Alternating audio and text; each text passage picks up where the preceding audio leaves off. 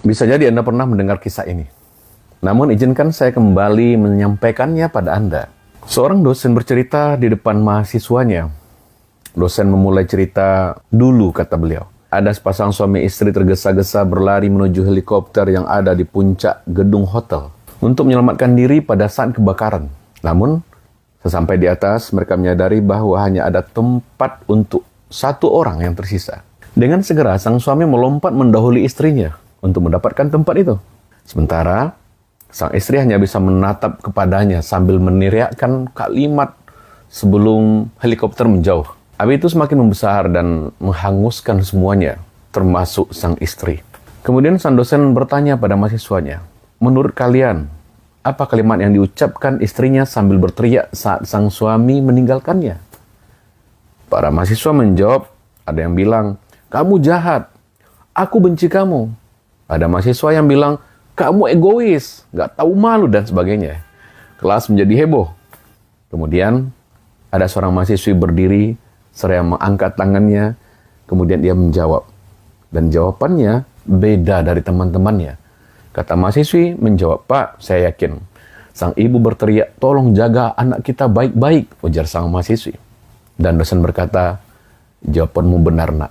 Sang dosen melanjutkan ceritanya, bahwa hotel itu benar-benar terbakar habis. Sang suami harus kembali ke kota kecilnya dengan air mata yang terus menetes menjemput 3 anak-anak mereka yang masih kecil-kecil dan mengasuh anak-anak mereka sendiri, dan kisah tragedi itu ia simpan rapat-rapat tanpa pernah dibahas lagi.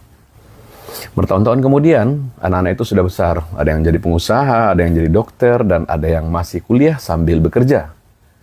Suatu hari, ketika anak bungsunya bersih-bersih, ia menemukan buku harian ayahnya.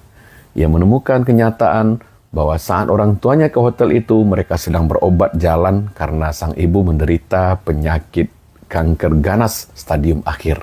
Karena itulah, di saat darurat itu, ayahnya memutuskan mengambil satu-satunya kesempatan bertahan hidup.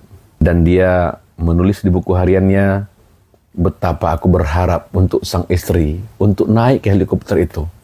Wahai istriku sayang, demi anak-anak, kita terpaksa dengan hati perih dan menangis meninggalkanmu sendirian." Kemudian si bungsu menceritakan perihal semuanya kepada kakak-kakaknya. Dan mereka bertiga menyusul sang ayah yang sedang mengajar di kampus mereka. Mereka bersujud di kaki sang ayah, bergantian memeluk sang ayah dengan sepenuh cinta dan mengucapkan terima kasih yang tulus sambil berdera air mata. "Ayah, terima kasih atas perjuangan ayah membesarkan kami di tengah beban mental yang begitu berat ayah tanggung." Mendengar sang dosen yang mengakhiri ceritanya dengan suara serak dan tertahan, seluruh mahasiswanya terdiam hening membisu. Dosen itu kemudian berkata, "Siapakah sang ayah itu? Apakah kalian tahu siapa dia?" Sang ayah dalam cerita tadi adalah orang yang sedang berdiri di hadapan Anda semuanya hari ini. Mendengar itu, mahasiswanya berhamburan memeluk sang dosen sambil berlinang air mata. Kawan-kawan, dalam hidup jangan melihat sebuah peristiwa dari sisi luarnya saja, kemudian kita langsung menghakimi. Jangan. Mereka yang sering membayar untuk orang lain bukan berarti ia kaya, tapi bisa jadi karena ia lebih menghargai hubungan baik ketimbang uang. Orang yang mengulurkan tangannya untuk menolong Anda bukan karena ia berhutang budi, tapi meyakini siapapun yang memudahkan urusan orang lain, Allah akan mudahkan urusannya. Semoga kisah tadi menginspirasi kita semuanya. Assalamualaikum warahmatullahi wabarakatuh.